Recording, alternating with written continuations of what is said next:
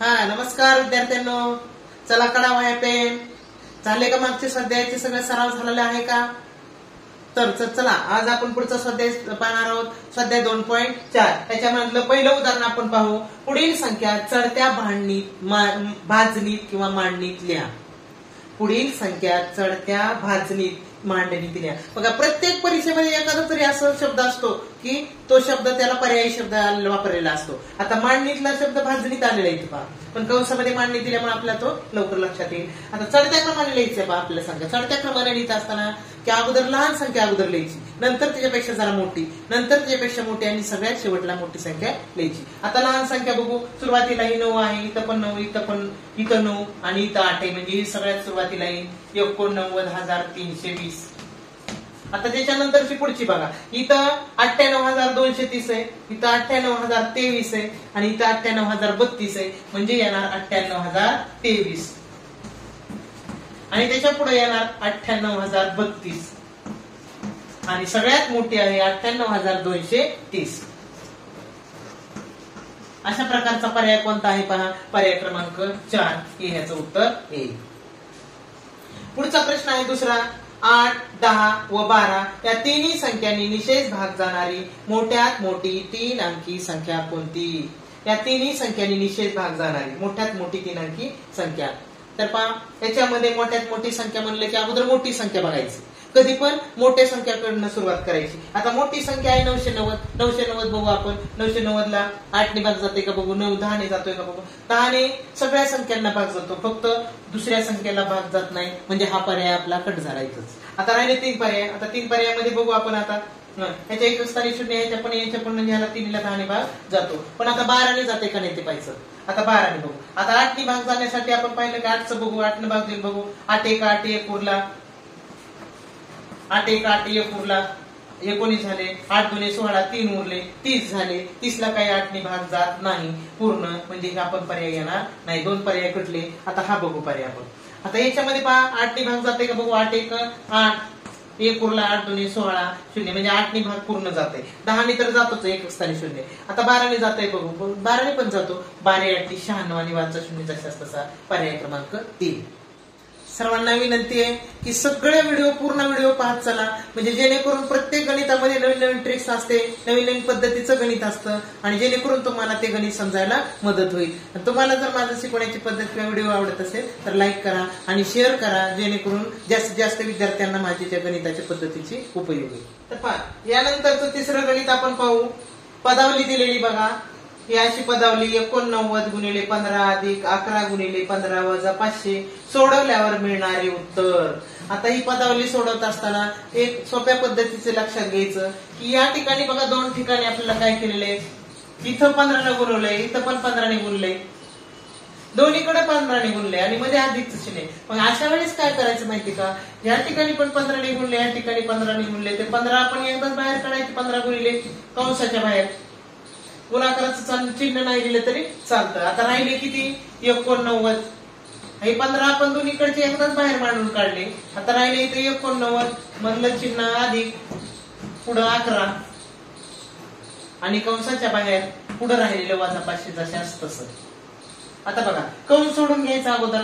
कंस 89 अधिक 11 1 आणि 1 10 0 40 म्हणजे 100 आले आणि कंसाच्या बाहेरचं चिन्ह आलं गुणिले, म्हणजे 15 गुणिले 100 वजा 500.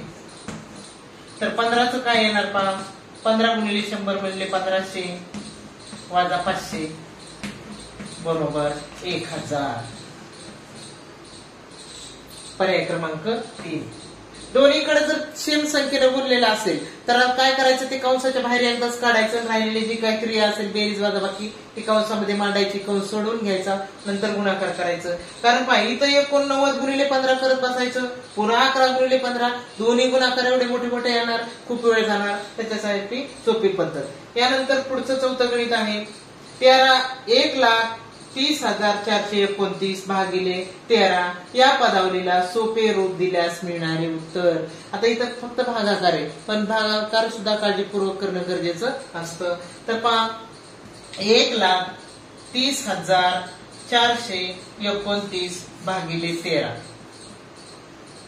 भागाकार शिकत असताना पहिल्यांदा एक एक अंक घेऊनच भागाकार करायचा म्हणजे चुकत नाही.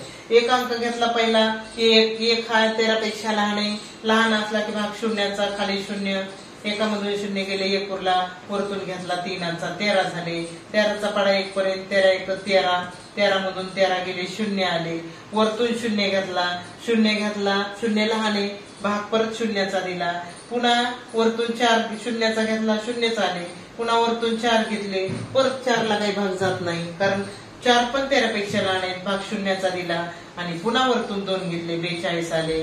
मग 13 1 13, 23 33 39, 42 मधून 39 गेले उरले 3, पुन्हा वरून 9चा घेतला 39 झाले, 33 39. उत्तर आलं 10,033. पर्याय क्रमांक 10,033 पर्याय क्रमांक 1. 5वं उदाहरण पाहू. मोटारीच्या एका पार्किंग मध्ये 14 रांगा आहेत.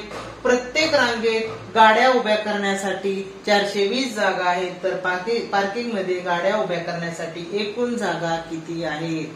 तर रांगा दिलेल्या आहेत, 14 रांगा आहेत आणि प्रत्येक रांगेमध्ये 420 जागा आहेत. म्हणजे एक रांगा दिल्यात आणि एका रांगेमध्ये 420 आहे. म्हणजे एका रांगेत जर 420 जागा असेल तर अशा 14 रांगेत किती म्हणजे गुणिले 14. तुम्ही उभ्या मांडणीत पण करू शकता, आडव्या मांडणीत पण करू शकता. शून्य असेल तर तो शून्य तसाच मांडून टाकायचा. 14 2 28 ला 8चा 4 2, 14 चौक 56, 56 2 58 म्हणजे 5,880 जागा आहेत. पर्याय क्रमांक 2. पुढचं 6वं उदाहरण पाहू आपण. एका शाळेत 704 डेस्क 22 वर्गात ठेवायचे आहेत. जर प्रत्येक वर्गात ठेवण्याच्या डेस्कची संख्या सारखीच असेल तर क्रमवार प्रत्येक वर्गात किती डेस्क ठेवले जातील? तर पहा, एकूण डेस्क दिलेले 704 आणि ते आपल्याला 22 वर्गात ठेवायचे. 22 वर्गामध्ये सारखे वाटून ठेवायचे म्हणजे प्रत्येक वर्गामध्ये सारखी संख्या आली पाहिजे त्या डेस्कची. मग आपल्याला काय करावं लागेल? प्रत्येक वर्गात 22, या वर्गात 22, त्या वर्गात 22 असं करणं म्हणजे आपल्याला ती वाटणी करावं लागेल. त्याची वाटणी करणे म्हणजे भागाकार करावं लागेल. म्हणजे ह्याला काय करावं लागेल? आपल्याला 22 ने भागावं लागेल. 22 न पहिल्यांदा 7ला भाग देऊ. एक संख्या घ्यायची पहिल्यांदा, शून्याचा भाग बसला, खाली 0 7, पुन्हा वरून घेतलं 0 70 झाले. 22 66 वजा 4 राहिले इथं, वरतून घेतला परत 4 44 झाले. 22 दुने 44 म्हणजे पहा उत्तर आलं 32. म्हणजे प्रत्येक वर्गामध्ये सारखेच डेस्क ठेवायचे म्हणजे प्रत्येक वर्गामध्ये 32 डेस्क ठेवावे लागतील. या स्वाध्यायामधलं शेवटचं गणित आपण अभ्यासू. एका संख्येतून तिच्या अंकाची बेरीज वजा केली त्यातून मिळणाऱ्या संख्येला नेहमी भाग जाऊ शकतो. आता एका संख्येतून त्या अंकांची बेरीज वजा करायची तर जी येणार उत्तर आहे त्याला कोणत्या संख्येने भाग जाऊ शकतो? 2 ने जाऊ शकतो का 5 ने जाऊ शकतो का 8 ने जाऊ शकतो का 9 ने जाऊ शकतो? आपण एक उदाहरण म्हणून कोणतीही संख्या घेऊ. समजा मी उदाहरण घेतलं 35 ही संख्या, त्याच्या अंकांची बेरीज केली मी. 35च्या अंकांची बेरीज केली, 8 आली. 35 मधून 8 वजा केले, 27 आले. मग ह्या 27ला कुणी भाग जाऊ शकतो? 2 ने जाऊ शकतो का? नाही जाऊ शकत. 5 ने नाही जाऊ शकत, 8 ने नाही जाऊ, 9 ने भाग जाऊ शकतो. म्हणजे पर्याय क्रमांक 4. आणखीन एक दुसरं उदाहरण घेऊन आपण विषम संख्या घेतली तर समसंख्या घेऊन बघू आपण. 78. आता यांच्या अंकाची बेरीज किती आली पहा. 78च्या अंकाची बेरीज आली 15. त्याच्यातून 15 वजा करू. 8 मधून 5 गेले उरले 3, 7 मधून 1 गेला 6, 63 उत्तर आलं. 63च्या अंकाची बेरीज 9 आली. 9 आली म्हणजे ह्याला 9 ने भाग जाते. म्हणजे 2 ने भाग जाणार नाही कारण विषम आली. 5 ने नाही जाणार, 8 ने नाही जाणार, 9 ने जातो म्हणजे पर्याय क्रमांक 4. तर पहा सर्व विद्यार्थ्यांना माझा व्हिडिओ कसा वाटला? तुम्हाला जर गणित समजलेले आवडत असतील, समजत असतील तर लाईक करा, शेअर करा, सबस्क्राईब करा जेणेकरून तुम्हाला असेच आणखीन नवीन व्हिडिओ तुम्हाला पाहायला भेटतील. धन्यवाद.